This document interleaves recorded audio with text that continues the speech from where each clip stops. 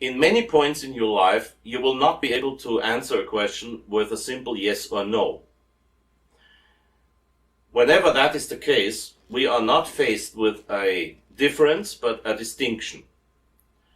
Do you enjoy, you might as well ask me, Father, yesterday you took Austrian Airlines flight 078 from Vienna to New York. Did you enjoy that flight?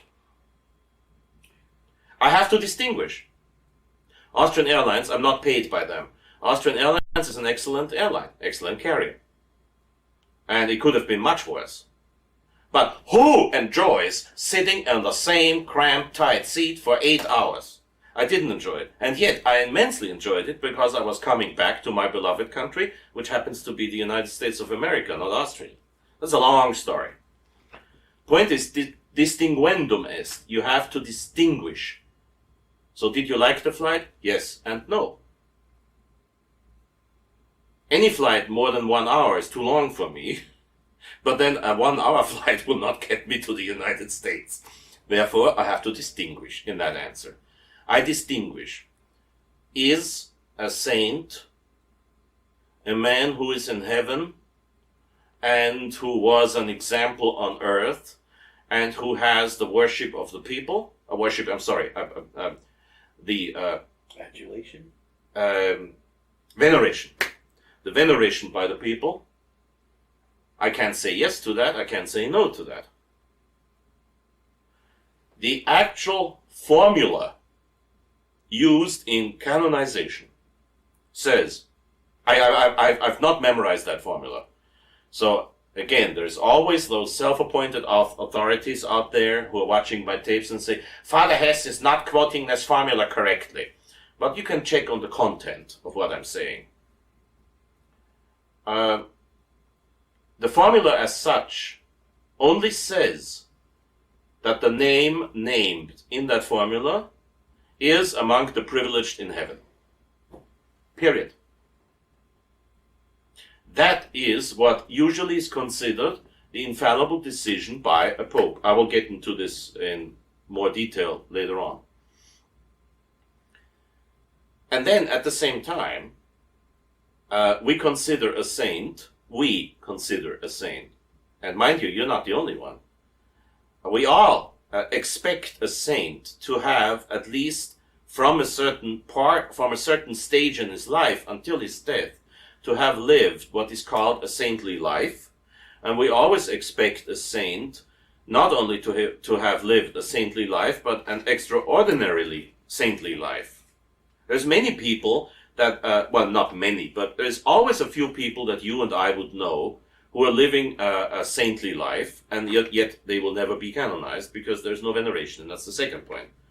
So there also must be that sort of veneration. I was in Rome for 15 years, between 1976 and 1991. In those 15 years that I stayed in Rome, for 10 years, between 1976 and 1986, I would be attending the 5 p.m. Mass and assisting, and later on as a deacon and a priest, be responsible for the Blessed Sacrament, which enabled me, even though that was a Novus Ordo Mass in Latin, but still a Novus Ordo Mass, at least it enabled me to avoid communion in the hand being given while I was there. I'm not saying to justify myself. I don't have to justify myself there. I'm just explaining why I stayed. And in those 10 years, obviously, I saw all the graves of the popes downstairs in St. Peter's, and upstairs every day, basically, or at least once a week. And I realized that very few popes had actually something like what you call veneration. Now take Pope John the 23rd. John the 23rd was buried in one of those niches under the papal altar in a marble box. That's what you would call it, a plain rectangular marble box. There was every day hundreds of flowers in front of his grave. There was not a one in front of Paul VI. There was maybe a bunch of withering away roses with Pius XII. There was absolutely nothing with Pius XI, nothing with Benedict XV, and then of course with Pius X it doesn't have to be, it can't be, because he's already upstairs in the altar of St. Pius X, raised, as it is called, to the honors of the altar, being canonized. So these are indications of veneration. When St. Thomas à Becket died in, 1179 or something like that, but anyway, he was canonized a few years later, because the moment he was dead and buried, people from all of England came to his grave to pray on his grave, in front of his grave. So that's what you call veneration. They didn't know the details of his life, but they had heard the stories of his working miracles. So in those days, it was not just a question of taking Amtrak in the United States, or Austrian Airlines to Europe, or British Railways to go to Canterbury. They undertook greatest efforts, incomparable to what happens today when you travel, greatest efforts to go and pray in front of the saint's coffin. So it was very easy for the popes to confirm this veneration by saying, okay, he's a saint. And this is bringing us to the history of canonization now. Before you could possibly understand what the church means when the church says this man has to be, or this woman has to be venerated as a saint, we have to understand what we're talking about. In the earliest centuries, the veneration of saints slowly grew. As I said on another occasion, the tradition of the church knows no change, but it knows a deepening, always in the same sense, but a deepening. As you say, a very beautiful word in Italian, un approfondimento. Profondo, profound, un approfondimento, a deepening of understanding. Same hole, so to speak. Same thing, but it's deeper and deeper and deeper with centuries passing. So in the beginning, the only saints that were venerated, except, of course, for our Lord and Our Lady and the Apostles, were the martyrs, because it was quite obvious. When somebody like Saint Stephen, the proto-martyr, called proto because in Greek the word protos means first, the first martyr, he was an obvious case because he had a vision, seeing our Lord sitting to the right of God, Jesus Christ sitting to the right hand of God, and the heavens opened before his eyes, and of course the Jews didn't like that, and correspondingly to their own laws, they grabbed stones and stoned the man. And all he had to say to that is, don't, help me up with the quotation, when he said, don't put this sin on their, what was the quotation?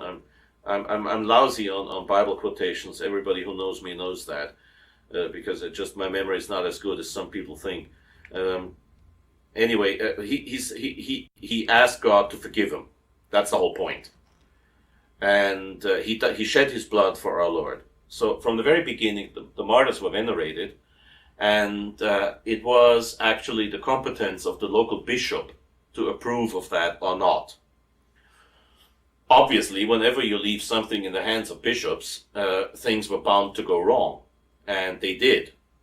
There was one case which I recently read about. I can't remember it right now, but it's in the Catholic Encyclopedia. You can look it up on the internet, whatever that is. I don't have a computer. Look it up on the internet. There is such a thing as the Catholic Encyclopedia, and you can look up the history of the beatifications and canonizations, and they will give you the case of that saint who died in the state of intoxication, something that those people who complain about more wine drinking would immensely enjoy to see me in, and never will. He died in the state of intoxication, and people thought that he was a martyr. So, and the bishop said, all right, you may as well venerate him as a martyr.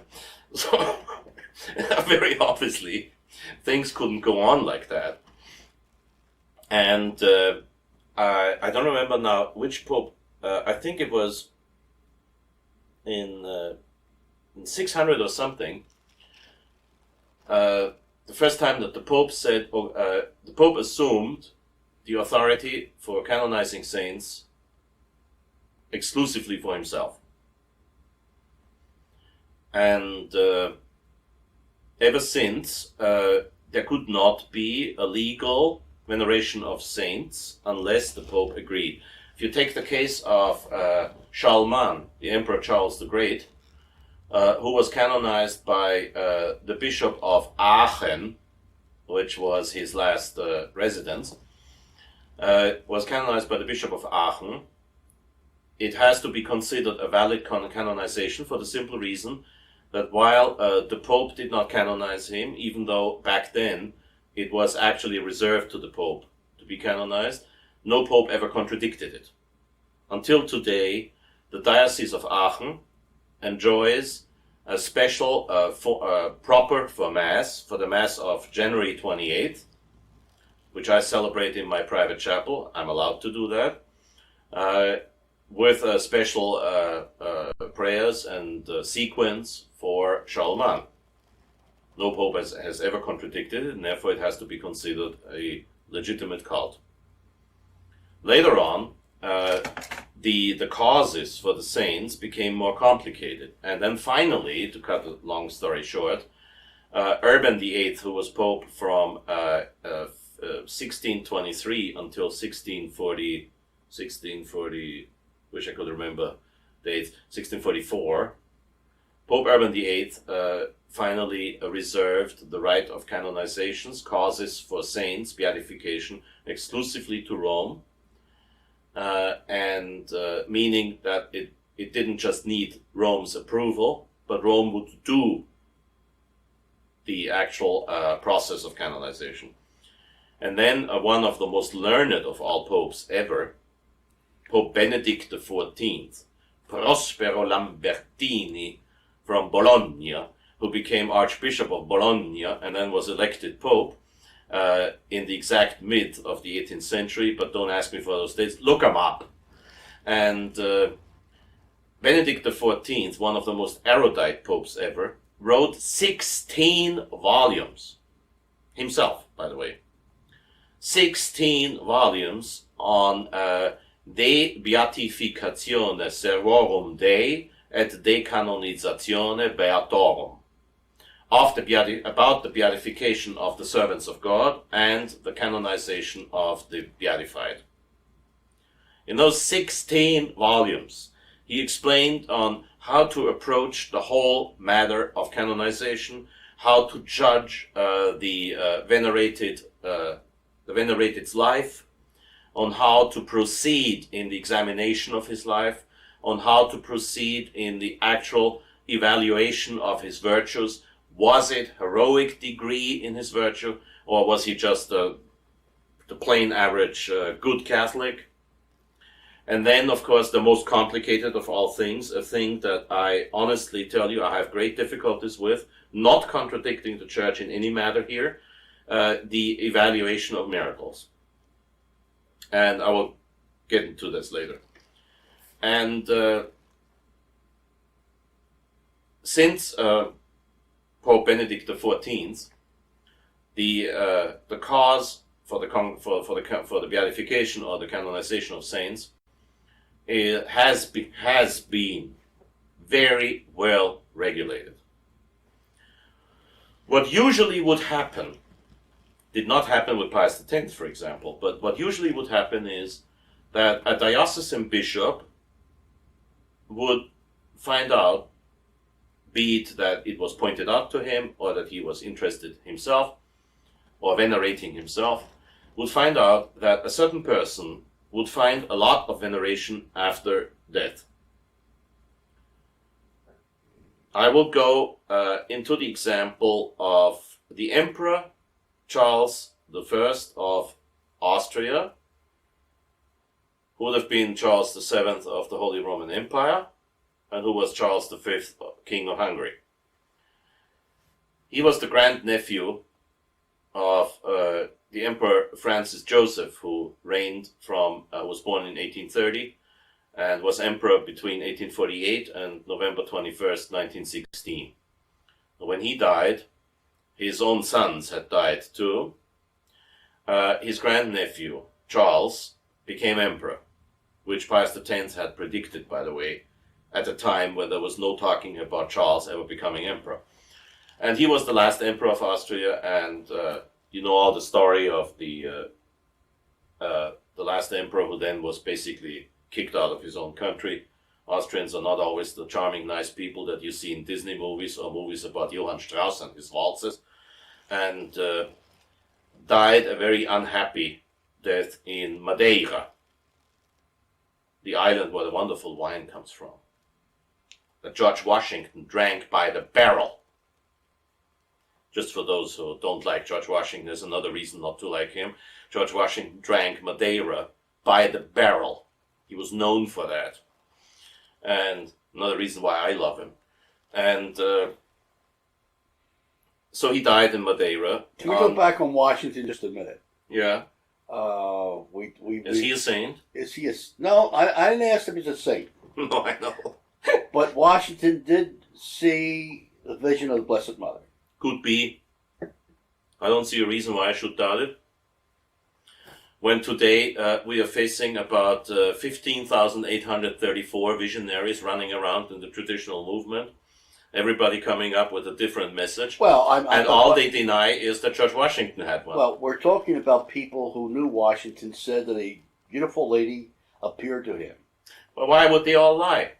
And well, yet he could have been the devil. But I wanted to bring this up. Also, I heard that he, on his deathbed, became converted to Catholicism. Well, the only reason why I believe that... You do believe it? There's two reasons, actually. I'm sorry. There's two reasons why I believe it. Okay. No, actually, there's three reasons why I believe it. Actually. First of all, everybody who will study closely George Washington's life will find out that he was most definitely a thoroughly honest person. And I warn you, if you say now, Father Hesse, George Washington was a Mason. So what? So was Leopold Wolfgang Amadeus Mozart, who died a Catholic with all the sacraments. He was a registered member of the Grand Orient of Salzburg. And George Washington was a registered member of the Grand Lodge of Alexandria, Virginia. According to his own handwritten words in the state archives, in the National Archives in Washington, he went there twice to perform some ceremonies, which are beautifully illustrated in the Francis Tavern in New York, in the Masonic Museum upstairs. The restaurant is pretty good, but I'm not paid by them, so I shouldn't go into details. And he participated, according to his own words, he participated twice over in ceremonies that were non-constitutional to the lodges, and then he never went back again. This is his own handwriting. Maybe he lied, but then it's one of those things. You know that George Washington was a man, not because of the legend with the cherry tree, but you know that he was a man who didn't lie. Everybody can testify to that who has witnessed his life. And many of those who witnessed his life wrote down their testimony about him. And so he himself was not too interested in his own membership in the lodge, as a matter of fact. And he himself was a practicing Episcopalian until later on in life he lost interest in the actual Episcopalian Sunday liturgy because he obviously wasn't satisfied with it.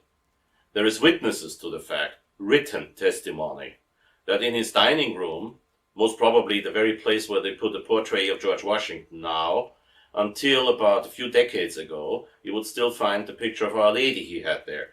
Very characteristic for a Mason, right, to have a picture of Our Lady in the dining room. And there is witnesses to the fact that, very much to the astonishment of Masonic ambassadors from France, for example, he would invite people into this room to dine with him and say grace at meals, and there would be the picture of Our Lady. Well, it's not exactly what I call the ritual Masonic life. Also, there's witnesses to his having had a crucifix, not a cross, a crucifix in his bedroom. Yet again, there's those America haters in the traditional movement who will say nonsense, nonsense, nonsense, and they have even less proof for what I say, for their statements than for what I say, than I have for what I say. And the very fact that Martha Washington never talked about this apparent conversion of George is because Martha Washington was from an old Protestant family and a much more important family than the Washingtons used to be before George Washington, and probably was very embarrassed by the whole thing. Fact is that if you look at the map, here is Mount Vernon, here is the Potomac, and here was the Jesuit mission. He couldn't have escaped George Washington that every time he sat on the porch of Mount Vernon, he was facing a Jesuit building. Also, I've heard from several Jesuits who do not know each other that it is a Jesuit particular to the order, a Jesuit tradition, that George Washington was converted on his deathbed by a Jesuit. Now that's a little bit, at least, a little bit of testimony which those people who deny it do not have. And I go according to probabilities. If I want to be a decent historian, I have to go according to probabilities if I don't have proof. Also, why would Our Lady forget a man who was honest, admittedly honest all of his life? Of course, there's people again who say that George Washington lied and betrayed this country, and they have testimony that is falsified. I will give an example. In the so-called treaty with Tunisia, there supposedly was a point, I think it was 16, where George Washington supposedly said that this country, the United States, this here country, is not founded on Christian principles. Absurd statement if you think of the prayer in Congress and the prayer for the United States that George Washington wrote. And they quote a document that wasn't signed by George Washington, but by his successor, John Adams. See, these people are out to destroy other peoples instead of bringing the truth. And instead of praying for George Washington in case he's not a saint, they're out to destroy his memory. Cui bono? To who is good? Who profits from this? Who profits from all of this? I believe they would have a hard time, Father, saying in history that George Washington was Catholic. Yeah, they have a hard time saying that. Well, he wasn't Catholic, but he might have died a Catholic. He might have died a Catholic. That might have died a Catholic, and there's quite an indication to that point. Look, as far as John Wayne is concerned, there's written testimony. Pat Stacey, his his last secretary and his last friend. Secretary. Friend. Yes. Friend. Yes. In her biography of My Life with the Duke, she explicitly mentions the fact that a priest was called in on John Wayne's deathbed, and that he received all the sacraments on his deathbed. And again, there's people who say nonsense. I mean, who would make it his own hobby to state that nobody converted on his deathbed? How about the Emperor Constantine, who waited until he was on his deathbed to get baptized because he knew that baptism would also take away all the temporal punishment of sin. So the Emperor Constantine was never forbidden in the church to venerate Constantine as a saint. The Emperor Constantine deliberately waited all of his life until he thought he would know that he would die now, in order to get baptized as late as possible. Well, ensure of course. I wouldn't do that, but he did, and he succeeded. So the mercy of God, thank God, His mercy is not as narrow as the minds of those who contradict me on George Washington. Fortunately, these people have a view, what we call the rifle barrel view. All right, we got off the subject now. Well, you asked me. I know I did. Okay, now, going back to canonizations. Right. George Washington is a good example, and John Wayne is most definitely an example.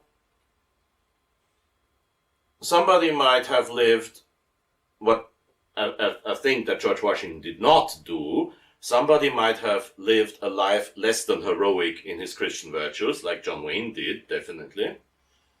John Wayne made many mistakes in his life, even though he was a profoundly good man, and he was a true, real American, which Congress voted to even. He received the Medal of Congress saying John Wayne American, he deserved it. He did an immense lot of good for the farmers in this country, who happen to be the victims of what the banks are doing nowadays. I don't want to go into this because I don't want to be sued for nothing, if you know what I mean. It doesn't help the farmers out there if Father Hesse is sued by a bank for having committed slander, or libel in that case. With the veneration of saints, the important point is that people actually have to display what is called public acts of veneration. That means you take a train, you go there, you venerate and you pray at his grave. Believe it or not, one of the most plausible candidates for actual sanctity, plausible theologically speaking, not historically speaking, because now he is in the he's named together with Mussolini and Hitler, which is one of the great injustices of history. But Francisco Franco of Spain has a lot of followers, a lot of veneration in his grave in Spain. And the first thing is that there has to be veneration. If nobody venerates the man, the diocese usually would not be interested in any procedure. When we take the example of Charles I, when Charles I died in Madeira, that wonderful island with wonderful wines, people immediately went to his villa while he was still lying in state in this villa to pray. Not to pray for him, but to pray for his intercession. That is the point. When he was buried in the local cathedral, the cult immediately started. People venerated his grave. At his grave. And before I left Rome in 1991, I asked a good friend of mine, I can't say where and who, because he's still alive and he might not exactly appreciate my publishing his name here. But I will mention his name by the time he's dead. And I asked him, I said, well, what happened with the cause of the Emperor Charles I? And he explained a very important thing to me. He said, well, you see, the problem is this. There has been veneration from the very beginning. There has been veneration both in Madeira and in Vienna. In Vienna by somebody, you might take an educated guess on who it might have been, but I'm not going to name his name since he's still alive. Any attempt for canonization was sabotaged. Guess who? And in Madeira, the problem was, and there we get to the problem of miracles, which I will have to explain later. The problem in Madeira was that he couldn't get the people to define who had helped them. Because the moment you asked them, said, well, obviously you have had your bone cancer cured. We can see this from the x-ray pictures. And obviously we're dealing with a miracle. How did you get that? Did you say a novena to Charles? And people would say, yes, but I also said my daily rosary for that purpose. See, that's the problem with canonizations. The first problem I mentioned today, the real problem. How would you distinguish the help of Our Lady from the help of Charles?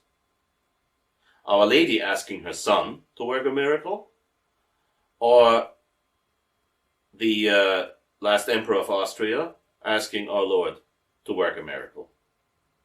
I will come back to that. During the history of the Church, the veneration of saints was always something obligatory. That means not for every saint, but the veneration of saints as such. Very early in the history of the Church, Our Lady and the Apostles were venerated as saints, and masses were said in their honor, not for their, not in their, Intercession? for their intercession, not for them. There was back then, there was no violet chasuble, it was all white, but masses, and no red yet, but masses were said in honor of those saints. The Roman canon, which is much older than most theologians today admit, the Roman canon is the first list of saints. Petri, Pauli, Andrei, Jacobi, Johannes. Outside Mass, I can't memorize. I can't quote it by heart, but in the Communicantes, and then later on in the Nobis Quoque Peccatoribus, in the canon before and after consecration, you have the list of saints that were venerated in the earliest days. And so the very fact that you have those saints in the canon of Mass means the veneration of saints as such has always been something obligatory in the Church. Now, coming back, since we've been distracted by two side questions, Madeira and George Washington, coming back to the actual cause of the canonization, the local bishop, noticing veneration, will initiate a first examination, asking Rome, of course, for permission, because they might know some things that the bishop doesn't, will start the process of information, as it is called. Don't quote me on these details. Look them up in the Catholic Encyclopedia on your website or whatever that is. But basically, the way is this. The local bishop will start the process of information and will call testimonies. He will also send out officials, appoint a commission of officials that will have to examine the so-called saint's life. So they would, for example, interview the Empress Sida, Charles I's wife, a widow in that case. They would later on, when the children grew up, ask the children for their testimony on how their father had been. They would ask the local people in Madeira, how was he? Did you ever hear him curse or swear? Did he help you? Was he a man of prayer? Was there anything particular in his virtues? Like St. Pius X, who gave away all the money he ever had. He always gave it away. He always gave it to the poor, all of his life. He was in debt all of his life. So hundreds of people will testify to the heroic virtue of charity with St. Pius X. Then they would ask the emperor if he ever lied. They would examine those famous letters that he wrote to his cousin Sixtus, where supposedly he was lying about the state of Austria and Germany in the war, which later on proved to be wrong, and he wasn't lying. They would always examine these things. You would get an actual thorough examination of your life if you were a candidate for beatification. Once the diocesan examination is concluded, the whole thing will be handed over to Rome, and in Rome there will be a promotor causa, one who promotes the beatification of the saint. Now we come to a critical point. The moment there are three discussions usually, and the moment the discussions about the sanctity of the man start, there is a person who, I've got one of those printouts here, or a photocopy of something. There will be a promotor fidei. That means his actual job is to defend the faith, the morals, against the man. That's why he's called the devil's advocate, and not very felicitous term for the actual job he has to perform, because what he has to do is he has to try to find impediments to beatification. He will have to study carefully whatever has been found out so far, and then he will notice some things, because of course no saint is perfect. You can take the example of St. Philip Néri. When St. Philip Néri found out he was the sort of parish priest at the Chiesa Nuova in Rome, the new church in Rome, And when he found out that some local people called him a saint, he went to the next wine store, got himself drunk, soused, and then walking back to the church, not exactly straight line, everybody there could see that the man was stone drunk. And he was hoping they would never call him a saint again. So you can vividly imagine that the promotor fidei, the devil's advocate, had a field day with Philip Néri on that point. He would say, hey, wait a second, my Lord Cardinals, you cannot beatify a man who got himself deliberately drunk, crossed the square in front of Chiesa Nova, gave scandal to the people who saw him stone drunk, and then beatify the man. Well, rest assured, by the way, he is a saint. And then when he had one of his ecstasies on the altar during Mass, and he would take off and float around Saint Philip Néri, contrary to all those traditional visionaries today, did not enjoy that. They would enjoy that. But he did not. He hated it.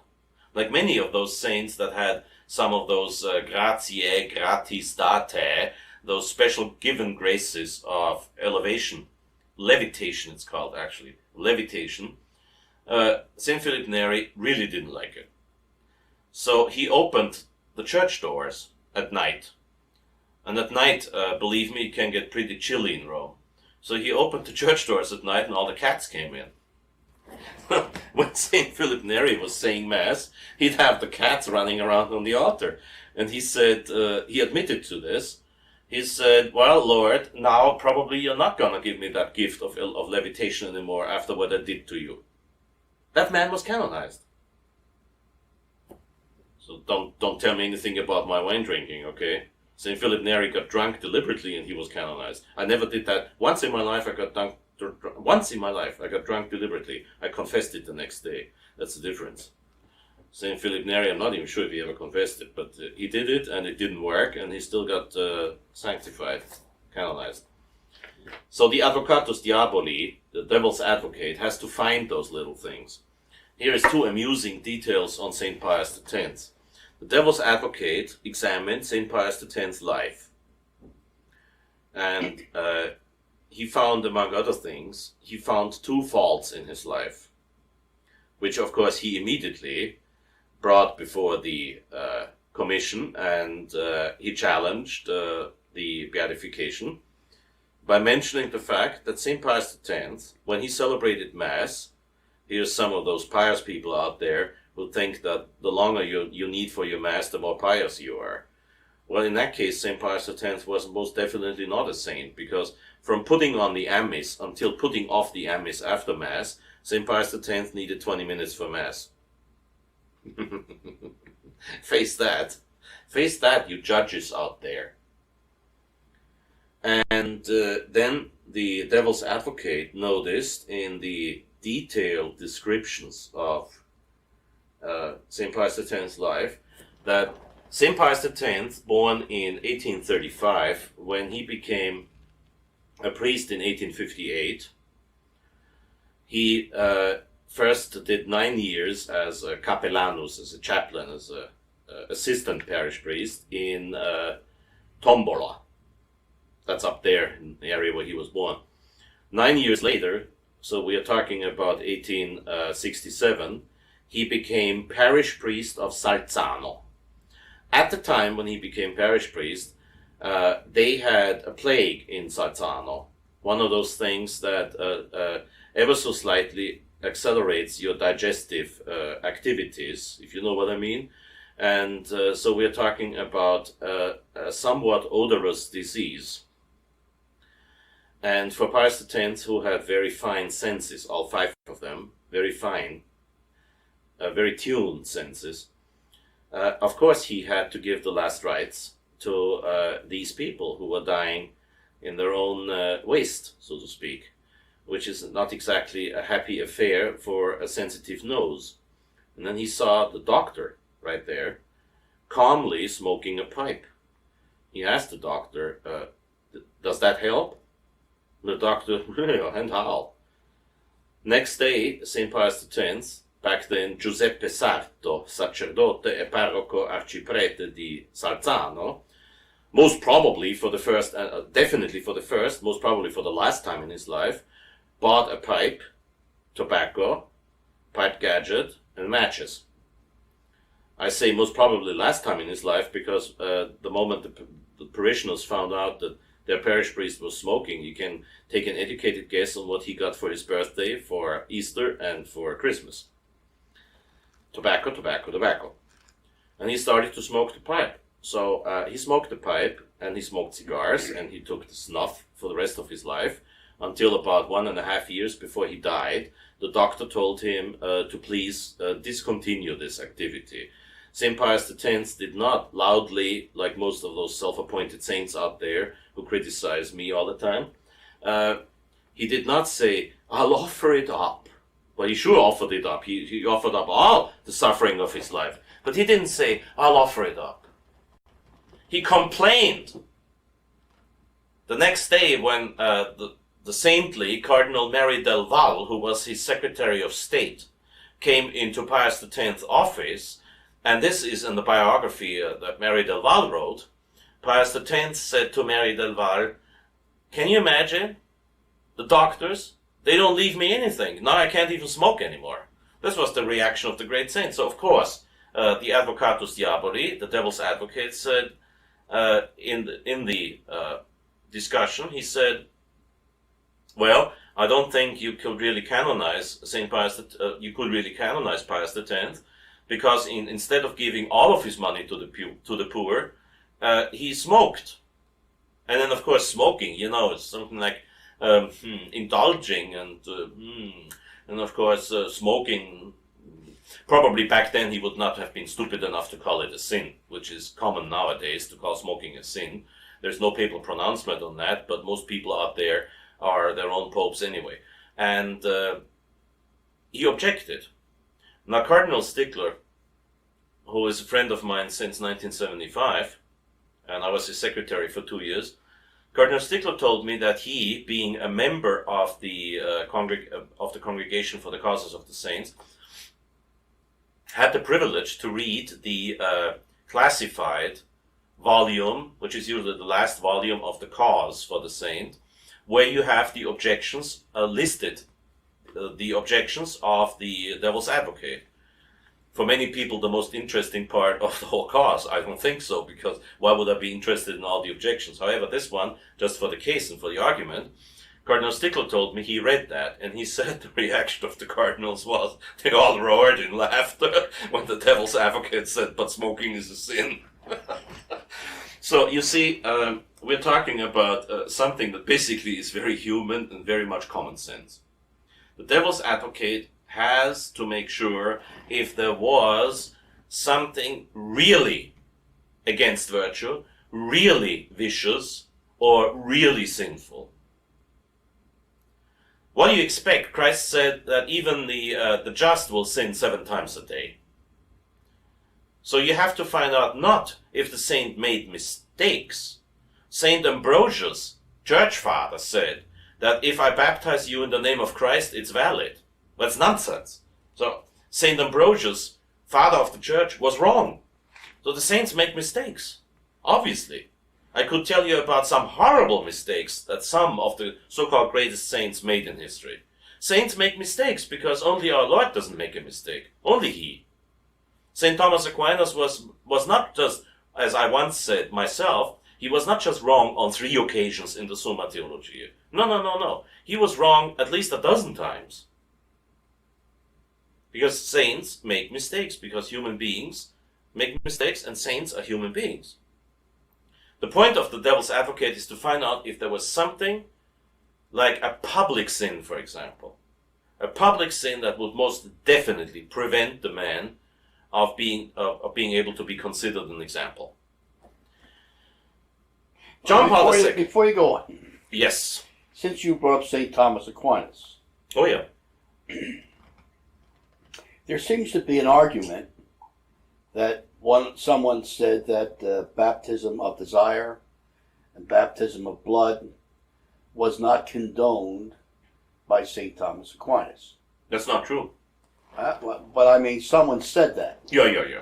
And you and I spoke about it, and you said, well, what happened was they took that out of context, and they used that to say that there is no such thing as baptism of desire or baptism. No. I know a case where somebody whom, fortunately, I've never met, has taken a paragraph of the writings of Saint Alphonsus of Liguori. Oh, I'm sorry. And he quoted the first half of the paragraph in order to give testimony to his own theory, and he conveniently, because he could hardly have overlooked it, he conveniently left out the second part of the paragraph, where Alphonsus of Liguori clears up his first statement by fully confirming to the teaching of the Church on the what Saint Thomas Aquinas calls the in his hierarchy of things, the baptism of the blood, the baptism of fire, and the baptism of water. That's what Saint Thomas Aquinas calls it. And Saint Thomas Aquinas says the highest form of it is, of course, the baptism of the blood, because when you receive, mostly as an innocent child, when you receive the baptism of water, you didn't do anything for it. Your parents even had to carry you there in order to get you baptized by water and Holy Spirit. But the one who dies, who sheds his blood for our Lord, obviously did in many ways a lot more. And then he speaks about what St. Thomas calls it the baptism of fire. That means the burning desire to become a member of the Church and to join with Christ. Not what is justly thought the vague desire. Something like, oh, I want to be a good person. Well, that has nothing got to do with the desire that is mentioned by St. Thomas Aquinas. So, Father, you're saying that the person who spoke that there is only baptism of water is incorrect. Yes, of course, because the Council of Trent, even in one of its dogmatic canons, says, whosoever has not received the baptism of water and Holy Spirit, re aut voto. Literal quotation. Res, the thing itself, or aut voto, voto, ablative. Ex voto, out of the votum. Votum is not a vague, somewhat not yet precise desire. Votum is the ardent fire, the ardent wish. I want to become a Catholic. So, wow, that's a canon of the Council of Trent. Interpret it however you want. But the Church has never, ever condemned St. Thomas Aquinas on that point.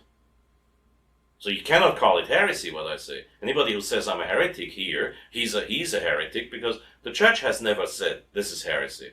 On the contrary, Pius IX pretty well quoted this section, and Pius X in his catechism gave a very beautiful, I don't have memorized the thing, but gave a very beautiful definition what is to be understood as the desire.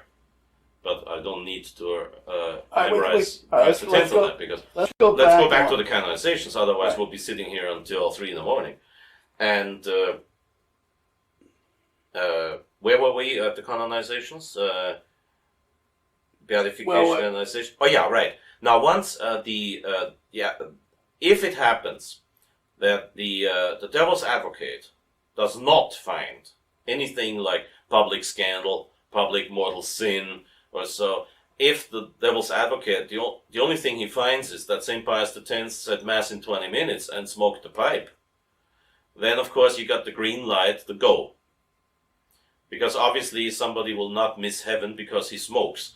The above quoted Benedict XIV, Prospero Lambertini of Bologna, who wrote the 16 volumes on the beatification canonizations of saint, explicitly forbade his priests, as Bishop of Rome, the Roman clergy, he forbade them to criticize anybody in confessional for smoking. He explicitly forbade that. And he himself smoked a cigar all of his life. Benedict XIV may never be canonized, but he's still respected as one of the most learned of all popes. And it would be kind of curious that the very man who writes 16 volumes on sanctity would commit that horrible and grave sin of smoking. So you see, one of the reasons why the Church goes through did go, and the Catholic Church, of course, still does, but the Conciliar Church doesn't. One of the reasons why the Catholic Church goes through such an elaborate procedure in order to establish if somebody is a saint or not is because you got all those self-appointed authorities out there, all those moralists. You know what a moralist is? A moral person is one who keeps the Ten Commandments. A moralist is one who pays attention if you do it or not. Those are the people who don't keep a one commandment, but they are very, very attentive about your keeping the Ten Commandments. So the point is that they have to go through that elaborate procedure in order to establish if whatever could be criticized in that saying was actually a sin or not, or was a public scandal or not, or was, even worse, something that would cause an eventual beatification to be a scandal as such. But you made a distinction. Yes. And the distinction was that the conciliatory church, Conciliar Church. It's certainly not conciliatory. Is not doing what the Catholic Church had done in the past. No. No, I didn't want to get into the question which we have discussed on another occasion, how much the Conciliar Church is actually the Catholic Church or not. That's not the point. No, the point I'm making here is, yeah. And we start this, this Pope has made people saints. Yes, I understand who that. I consider would be questionable. Correct. But before you can understand what I offer as an answer to that, let's call it a riddle. Right. You have to understand how the process of canonization is going, because you see the very fact of an elaborate procedure is needed because there will always be people who will be scandalized by things that are not sinful as such, while they would commit the most horrible sins at the same time. You have that duplicity of judgment in people. When people judge with two standards, a very lenient standard on themselves, Christ speaks about that in the Gospel, a very lenient standard on themselves and a very harsh standard on everybody else. The people who curse every day and then they chide people who use some average vulgarity, which is not sacrilegious at all. Or the people who have not a spark, not an ounce of charity, not one spark of respect for other people, but they will be scandalized by the vicious sin of Father Hesse drinking wine in front of the camera. People who write their own commandments, they're my arch enemies anyway. The 11th, 12th, and the 13th commandment. How dare you? How dare you? And so the church always had to be very careful on how to judge things, because the church will always have to be very careful not to foster such horrible pride in people that they would be able to write up their own commandments. This is one of the reasons why we need the example of a saintly life in order to know what is saintly, in order not to have to rely on our own stupid judgments on what is actually corresponding to sanctity and what is not. Okay, so that was the purpose for the exact and difficult procedure. The Church, until John Paul II, the Church attitude towards beatification was, in case of doubt, we don't. That was the attitude. And that was a very healthy attitude. Because as long as the Church said, in case of doubt, we do not beatify, you could be reasonably sure, even with St. Philip Néri running around drunk, you could be reasonably sure that whosoever was proposed as an example of life would be such. Now, since 1978, Paul VI already did some minor changes in the procedure of canonization, but I don't think they vitiated the procedure. Not so with John Paul II. John Paul II, who obviously thinks that as Pope, it is his right to change whatever he wants to change, no matter what. John Paul II abolished the devil's advocate, which of course is one of the most grotesque absurdities in the so-called history of the Church and of the so-called Church. And there was a political reason. The founder of the Opus Dei needed to be canonized. Now, when you talk about the founder of the Opus Dei, you talk about the founder of a group, which I do not want to go into detail to. I just mentioned a few things that has to be counted among the most powerful groups in church history. In church history, not world history, but church history. Because of the policy of the Opus Dei to make sure that the more powerful your position is, the more they want you as a member. Which of course is a very clever approach to power as such, and to money, needless to say. And I know from a witness within the Congregation for the Causes of the Saints, a witness that I will name publicly once he's dead, that the procedure for getting the founder of the Opus Dei beatified was vitiated. First of all, they tried to beatify a man who was at least dishonest publicly when he claimed that he had a doctorate in canon law. Until today, I have not seen, even though there were many requests, I have not seen the written proof to that fact.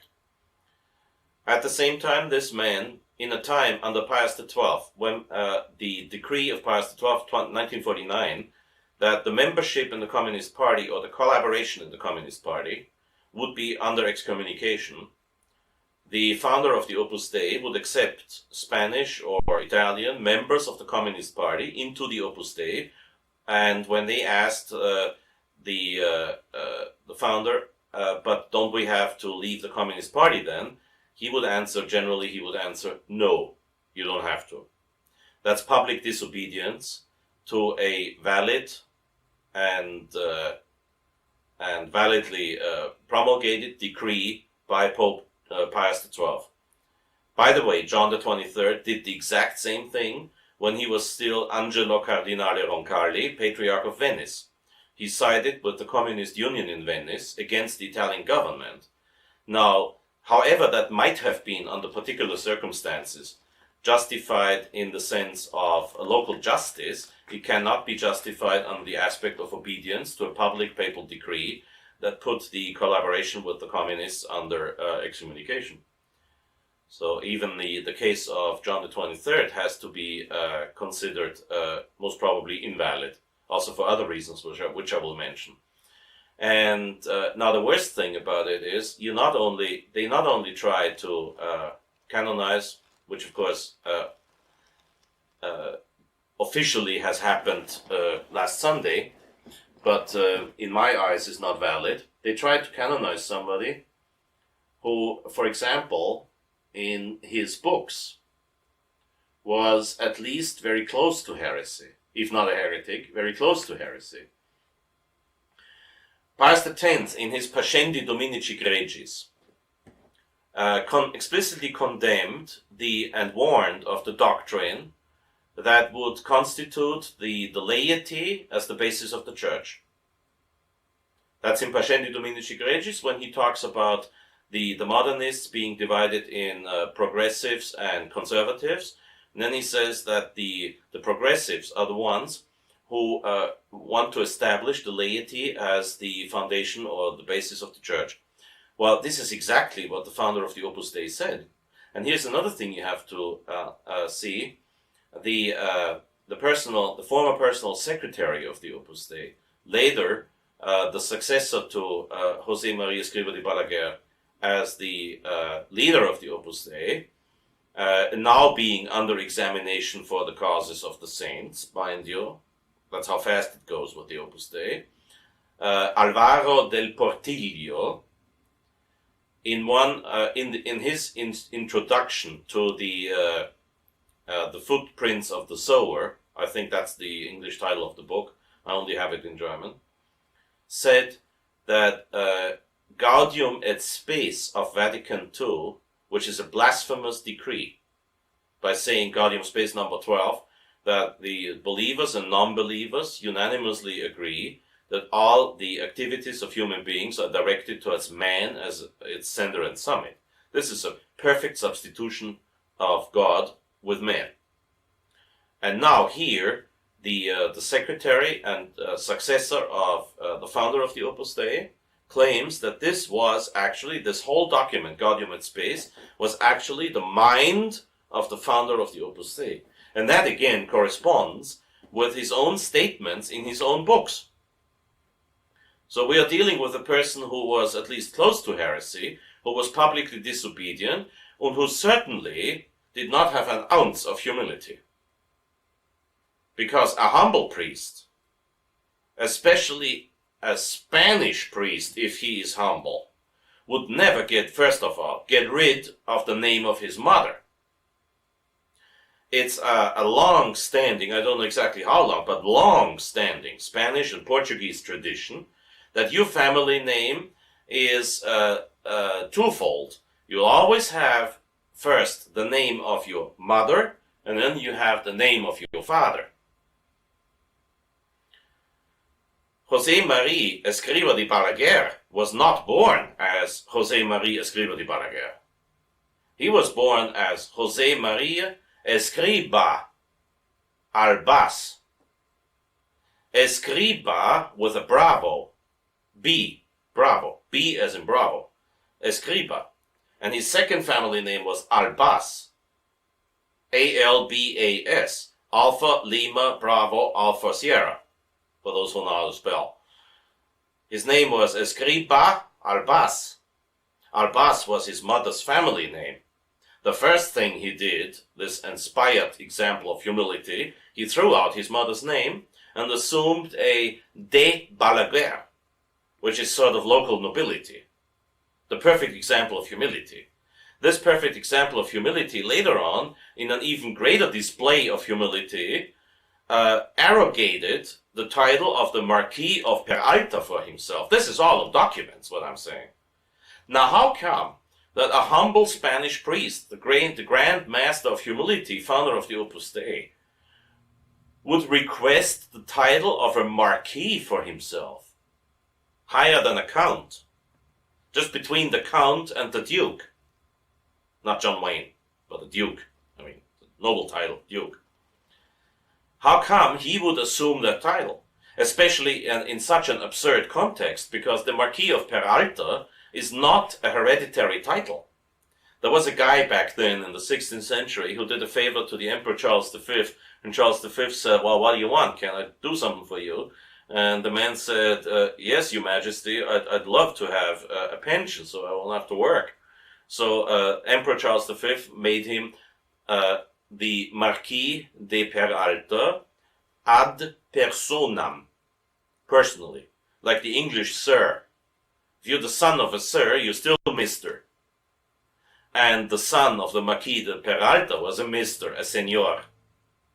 How could the founder of the Opus Dei want or deserve, as a matter of fact, the title of a Marquis who existed once in Spanish history?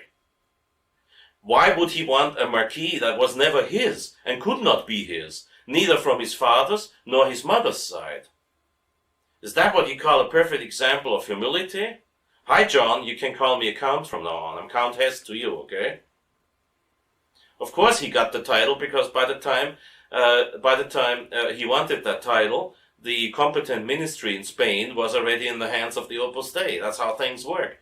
And here you have a man canonized for his humility, because there can't be a saint who is not humble, canonized for his humility. So you have the holy Saint Marquis de Peralta. Saint Josemaría Escrivá de Balaguer, Marquis de Peralta. Humbly born as the Josemaría Escrivá Albás. Escrivá being a Jewish name, Albás being a Jewish name, by the way. Escrivá, bravo. I spell it for those who are interested. Echo, Sierra. Charlie, Romeo, India, Bravo, Alpha is the Spanish word for scribe. There are people in this country who still have the German name Schriftgelehrter. Schriftgelehrter means scribe. Escriba means scribe. And the Spanish word albas doesn't mean white. White in Spanish means blanco. Albas, which is derived from the Latin alba, albas, albus. The priest is wearing an alb because it's white. Albas in American would be spelled Weiss. W-E-I-S-Z. Whiskey, Echo, India, Sierra, Zulu. Weiss. Somebody whose name is Shmuel Weiss, you don't have to guess if he is a Jew or a Gentile. You know it. So his name was actually Josef Maria Schriftgelehrter Weiss, or Joseph Mary Scribe Weiss, or Weiss.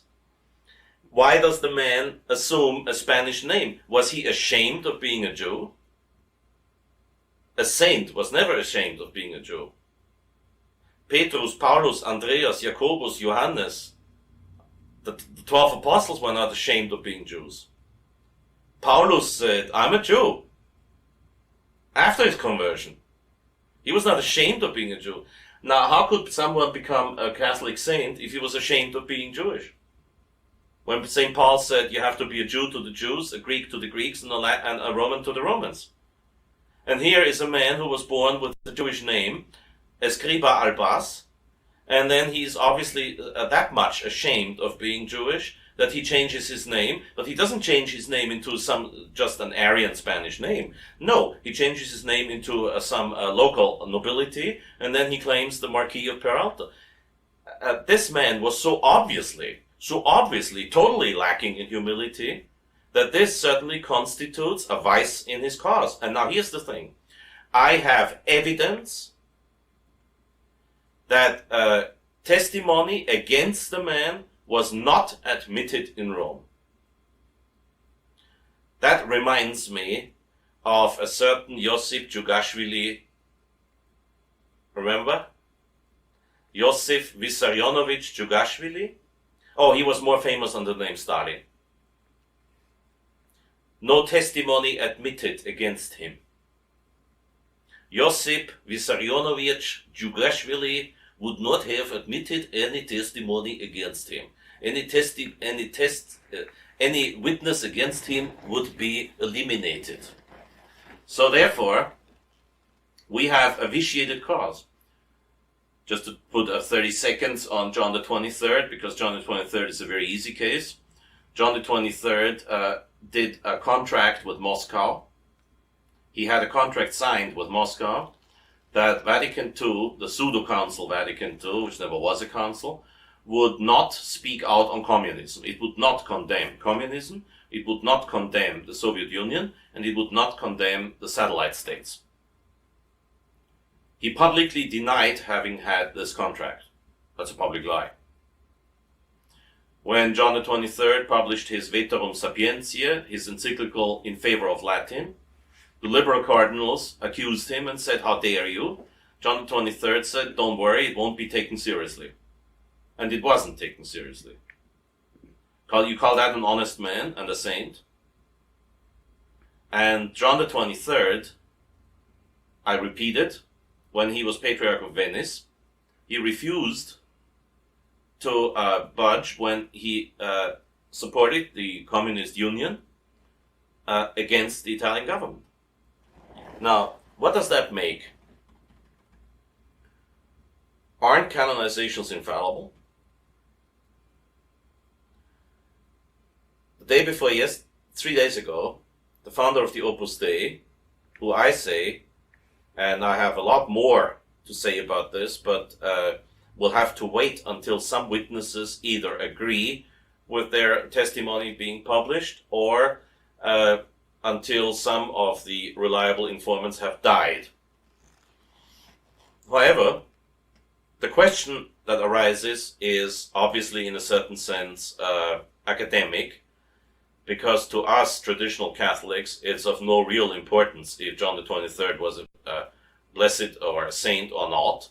And even we are even less interested in that very interesting institute called Opus Dei, which uses methods of conversion and mission that are very similar to the Jehovah's Witnesses and very similar to, they have a lot in common with the Mormons, except that the Mormons are a lot more honest. And as I'm personal witness to, I love Utah, but doesn't mean I love their religion. But the Mormons are, in comparison to the Opus Dei, the Mormons are very honest people, I tell you that. But that's a polemic aside from our academic question. Is it possible that the Pope makes a mistake in canonizing someone? There are three answers. The first answer is, the first possible answer, not probable, not definite, but possible. The first possible answer is, the present Pope is not Pope. If I would testify to that fact, a lot of people in this country would go, yoo-hoo, finally Father Hesse sees the light.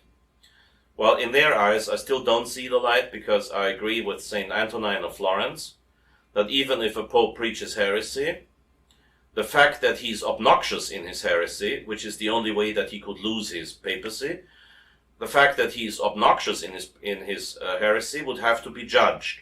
Now, since the Pope cannot be judged by anyone, this is Canon 333 in the New Code, and it's almost identical wording in the Old Code. Since the Pope cannot be judged, it would have to be the almost full College of Bishops to state that fact. You can imagine, you can do your educated guesses on the probability that the present College of Bishops would do that. So we cannot establish the fact that the Pope is not Pope, because we are not his judge. We can judge his actions, we can judge his words, but we cannot judge his position, because that would be judging him. On an occasion that I cannot possibly define, some people say that John the 23rd never was Pope, and therefore we haven't had a Pope ever since. That, of course, is totally illogical. The conclave, the papal election, is an act of administration, not a dogmatic happening. And I know all the arguments like the cum ex apostolato, all these bulls and encyclicals, and of course there we are faced with contradictions within church history, because obviously Leo XIII did not believe in the binding value of cum ex apostolato, cum ex apostolatus officio, by Paul IV. Paul IV, if you have the time for a close study of the personality of Pope Paul IV, you will find that he was actually, am I talking about, yes, Paul IV, the man from Naples, Paul IV, that he was a maniac. I mean, he really, seriously, I'm not joking about popes of the past. And he was a maniac. And Leo XIII, in his regulation of the papal election, made it pretty clear that this document is not to be taken seriously. So most of the objections against the present Pope being Pope, most of them I say, are simply based on what you call legalism. A rigid and like most rigid interpretations, when you're not talking about dogma, a rigid interpretation of some canons that are not to be applied anymore. Some other theories say that Paul VI ceased to be Pope the moment he signed religious liberty. That, at least, is a lot more profound as an argument, and correspondingly, I've heard it only twice. And then some other people say that we've had popes until Paul VI was kidnapped, and of course this is... And then some people say that John Paul II even was Pope until he had the meeting at Assisi. So what happens is that obviously these experts on who is a Pope and who is not a Pope are capable of substituting the Episcopal College's judgment. I don't believe so, and as long as nobody can prove to me, as long as anybody can prove to me, as long as nobody can prove to me that John Paul II is not Pope, I will formally recognize his papacy, even though there's one thing that one has to understand. First of all, the greatest mistake about the papacy made is to think that the Pope can do everything. The director of the French seminary in the 1920s, when the later Archbishop Marcel Lefebvre would be studying in that seminary, said that now that Pius X has exposed the viciousness of modernism, we are still facing the worst of all possible heresies. The heresy that the Pope can do anything. I have right here a German translation. So what I'm giving you is basically an English translation of the German translation of a Latin original. So indulge with my lacking infallibility of what I'm doing now. I'll give you the gist of it. I swear not to diminish or change or admit any novelty in the tradition that I have found preserved by my God-willed predecessors. All the more I will be the faithful disciple, the truly faithful disciple, with all of my burning dedication as the successor, and to keep,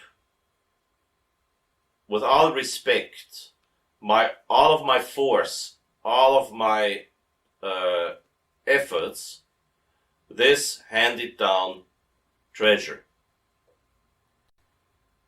That's a very long sentence, so I beg your pardon if you lose context. Everything that is in contradiction to the canonical order, whatever it may be, to clean. So he's saying, I swear that I will clean everything, clean out, purify everything that is in contradiction to the canonical order. I swear. You always have to remember, it says here, the picture of what you see is that it says, I swear. And then he lists what he's going to swear on, what he's going to testify on, what he's going to promise. To protect as divine instruction all the holy canons and all the instructions of our popes, as if they were divine instruction, as I'm conscious that I, who has your place only through divine grace, that I, who is the vicar of you, that I will have to justify everything I did at the divine judgment. If I should venture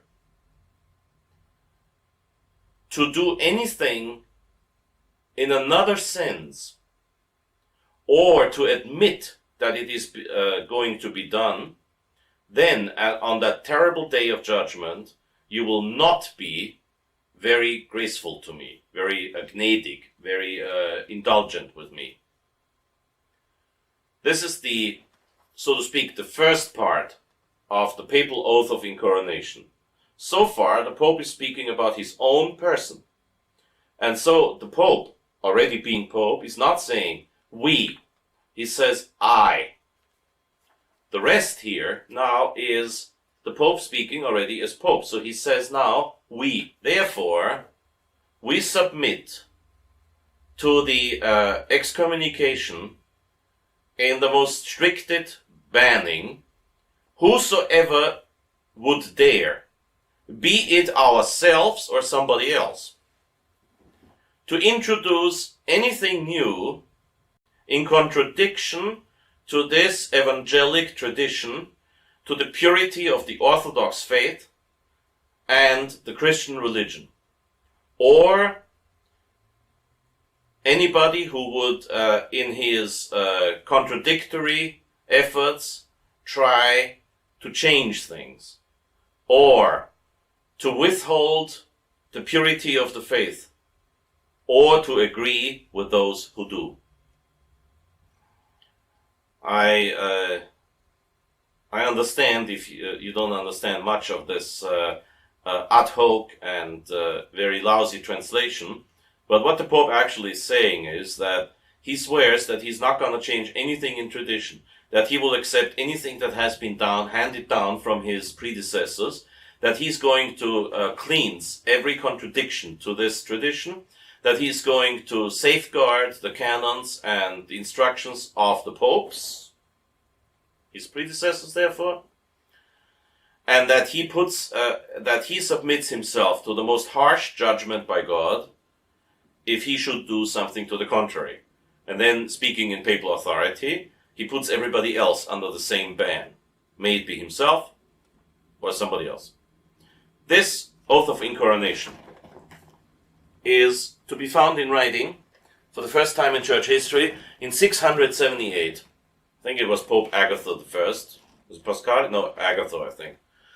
And it has been submitted in writing to all the heads of state in Europe. That means the emperors of the Holy Roman Empire of the German nation, and it has been submitted to the kings of France until Boniface VIII, who was Pope until 1303. Boniface VIII, for political reasons, didn't sign this. However, it's still to be found in the Liber Diurnus Romanorum Pontificum. That's sort of the diary of the popes. So this thing here has been signed. Over 600 years it has been signed by the popes, and ever since then it has never been contradicted. This is what you call church tradition. The Pope has to submit to tradition. Therefore, the Pope cannot do everything. Matter of fact, papal authority, ever since people started to misunderstand the infallible definition of infallibility, most people are under the common error of thinking that the Pope can do everything. If the Pope dyes his hair green, you will do so. You will do the same. If the Pope says that you must not eat apples, you won't eat apples. That's not the way it is. The Pope is entirely subject to his predecessors unless you talk about discipline and church government. In matters of faith and moral, he's bound. He's also bound in matters of canonical tradition.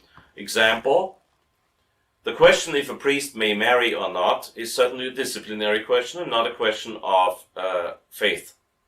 And yet, it has been recommended ever since St. Paul, and it is a law for almost 1,000 years now.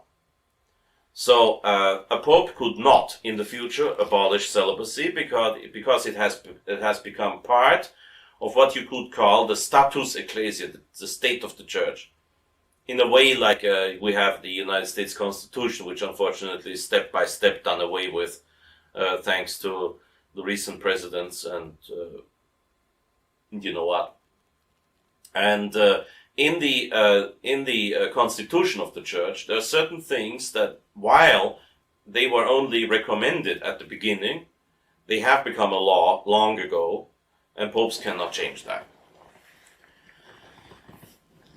If you think that the Pope can do anything, you will either have to follow him into his heresies, or you will have to declare the see vacant. And since most people have a problem with distinctions and have a problem with complicated answers, they decide for the simple answer, and they will say, for the simplistic answer, I should say, because simple answers usually are true. But they decide for the simplistic answer by saying, oh, we don't have a Pope, and the others say, well, you just got to do what he says. Therefore, I think that this point is not a solution to our question. There is a second possibility of solution, a very, very daring one. Very daring one. And I challenge anyone out there who says that Father Hesse said, I challenge anyone to have to retract publicly and even have to go to court if you claim that what I say now is my conviction. I offer a possibility of solution. I do not say that is the answer. The Church teaches as a certified doctrine, sententia certa, that declarations of sanctity, that means canonizations, are infallible, because in such an important matter, when you talk about somebody being ascribed to the calendar of saints, and very often his veneration being made obligatory. See, that's the difference between beatification. Beatification means you may venerate him.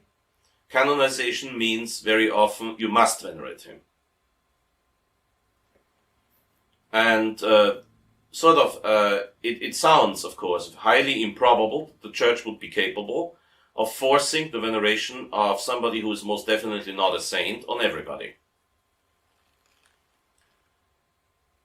One could argue that, and that's the reason why I went into such an elaboration to explain the procedure of examining a future saint's life and his miracles. One could argue that since the whole procedure is what you call, it's not evidence and proof, but it's circumstantial proof. You're talking about circumstantial proof. I mentioned the example of Emperor Charles I, when some people in Madeira who were asked if it was actually novena prayed in honor of the last Austrian emperor would be the cause of their miraculous, cure, or the miracle that cured the bone cancer. They would say, well, yes, Father, but you see, at the same time, I was saying 3 rosaries instead of 1. And then, of course, you would say, okay, was it Our Lady who did the intercession, or was it the emperor? You have circumstantial evidence. It would be much easier if you're faced with something that a whole village, the parish priest publicly announces that the whole village is going to say a novena in the honor of Saint Charles, Emperor of Austria, in order to have the child of Mrs. Schmalzhuber being cured of its bone cancer. And on the 9th day of the novena, the child suddenly is cured. See, this is something that you would easily consider as evidence. But mostly things are more complicated. And whenever you face the final papal approval that, yes, his life was a saintly life, and very obviously he must have been the one whose intercession we have to thank for as regards the 2 miracles confirmed, we are lastly dealing with circumstantial evidence.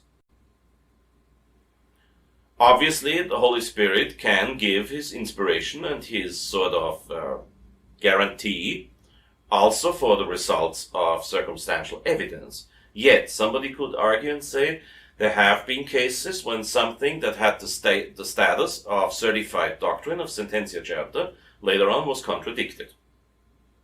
I don't know of any case, but there might be an argument. Possibly one could say, well, we have to face the fact that canonizations are not infallible. I am not saying that. I believe that canonizations are infallible, so I do not accept solution 1 and I do not accept solution 2. Solution 3 is, in my eyes, the most understandable. How can a pope, whether he's pope or not, because he has universal power, but he's not omnipotent. There are many things the Pope has no right to decide about. And there are many things that the Pope will vitiate his own decision if he does it under certain circumstances. The Pope most definitely sort of revolutionized the procedure for the causes of saints. He abolished the devil's advocate. He did not admit contrary testimony in some of the cases that he had to deal with. Doesn't matter if it was him or some official in the Roman Curia. The Pope is always responsible for everything that happens in the Roman Curia. And so you could say, because of a defective procedure, he cannot come to a decision. And because of his defective procedure, and because of that he cannot come to a definite answer, he cannot pronounce an infallible judgment, even though it sounds like it. That's another solution. It's a possible solution. I think it's even probable, and yet I'm still not satisfied with it. It might as well be a combination of both. That on one hand, the way the Pope has changed the procedure for examination of the life of the saint, the way the Pope has changed the procedure of discussion, will invalidate any attempt to canonize or beatify anyone, in which case even the case of Padre Pio would have to be re-examined. I firmly believe in the validity of the case of Padre Pio, but if the cause is vitiated, the procedure is vitiated, a future Pope, for the sake of formality, will have to redo the canonization of, or confirm the canonization of Padre Pio, whom, my very good friend and whom I consider a very reliable source on Padre Pio, Father Gruner, said that he most firmly believes in the authenticity of the case of Padre Pio. Doesn't keep me from thinking that a future Pope will have to explicitly, formally confirm that sanctification, the canonization. And then there's another thing. We have said that the formula of canonization only means the man is in heaven. Does not mean that he has lived a saintly life. Is that possible? Yes, of course it's possible. Remember John Wayne?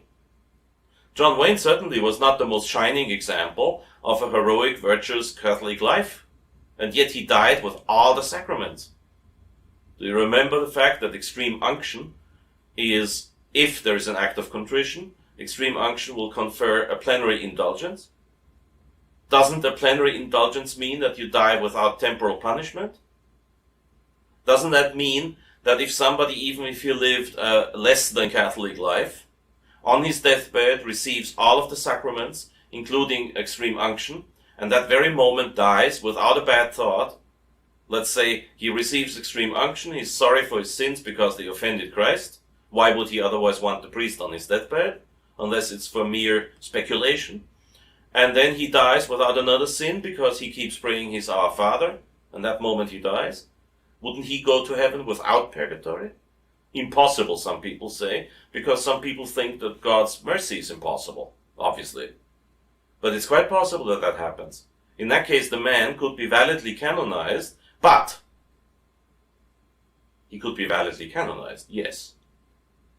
He could be validly inscribed, infallibly inscribed, in the list of people who are in heaven. But this is not an act in accordance with the tradition of the Church. It's something that you call, in German you call that a nicht kirchliche Handlung, a non-church action, a non-ecclesiastical action. Meaning, the term doesn't, in the proper sense, doesn't exist in English, meaning that, yes, the Pope makes an infallible pronouncement, but he does it under circumstances that are most definitely against the interests of the Church, against the tradition of the Church, and against the economy of salvation in the Church. Because it's kind of like saying publicly, oh, don't worry about your sins. Just make sure you make an act of contrition before you die. You might not have time for that act of contrition before you die.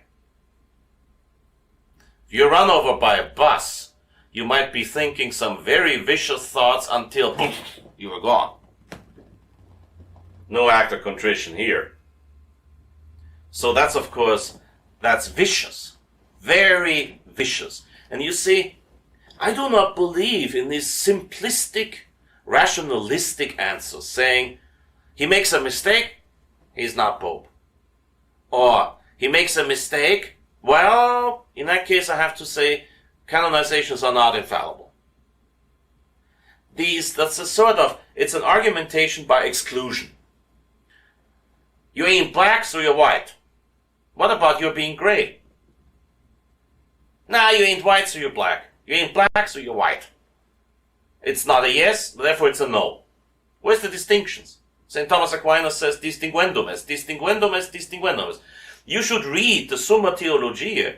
Talk about Jesuits answering a question with a question. You should read the Summa Theologiae, where St. Thomas in his answer says, yes, yes, yes, yes, but. I answer with a yes, and then I say, but. This has to be considered such and such and such. From another viewpoint, though, you have to remember such and such and such. So under the first circumstance, yes. Under the second circumstance, no. This is the common answer given in the old days by the Holy Office. You ask the Holy Office, may I, under such circumstances, do this and this and this? The Holy Office will answer, if circumstance A is present, yes. If circumstance B is present, no. That's a yes and no answer. Yes and no. It's a yes and no answer. And the same is true with most theological solutions. They are simple, yes, but they're not simplistic. They're not black and white. You're not talking about a theological chessboard. You're talking about a digital picture. You're talking about something that has all shades of color. And still it is simple. I think that the answer is, if somebody who has led a vicious life, but who most probably was torn in between frequenting the sacraments and, as far as the founder of the Opus Dei or John XXIII are concerned, celebrating Mass, administering the sacraments, not giving up. At the same time, unlike a certain Secretary of State in the past, who sent away the priest on his deathbed, receiving the priest on his deathbed, receiving the last rites, dying, feeling sorry for his sins, even though he had a somewhat less precise picture about his sins than God will have, and then dying, let's say, as the last one, who just by the skin of his teeth escapes hell and goes into purgatory, and then he's got a whole bunch of bishops and popes and priests who celebrate masses for him. Now, are there in plenary indulgences or are there not? Is a plenary indulgence a gallon of gas for a truck, or what? Or is a plenary indulgence filling it? Plenary means full. A full indulgence. Plenary indulgence means all punishment is taken away. Why wouldn't it be possible that then a man who has led a vicious life, but for some reason felt sorry for his sins before he died, he would go to heaven? Yes, but it would be a vicious act to propose him as an example. That's why you will not find the Mass of St. Constantine, Emperor, in the Roman Missal. Though we all believe that he's in heaven. But he was not exactly the most perfect example on how to reach sanctity. See, the Church knows an economy of salvation. Economy of salvation, not in a financial sense, obviously, but economy is a somewhat larger and greater and bigger term than the term money. And the economy of salvation means you do not give people their favorite person as saint, but you give them their favorite saint as an example. You show them, okay, not everybody can imitate St. Francis of Assisi. I mean, in my case, forget it. I'll never be like St. Francis of Assisi. So I need some other example. One of my favorite examples is St. Pius X. I'm not up to that standard, but he's one of my favorite saints.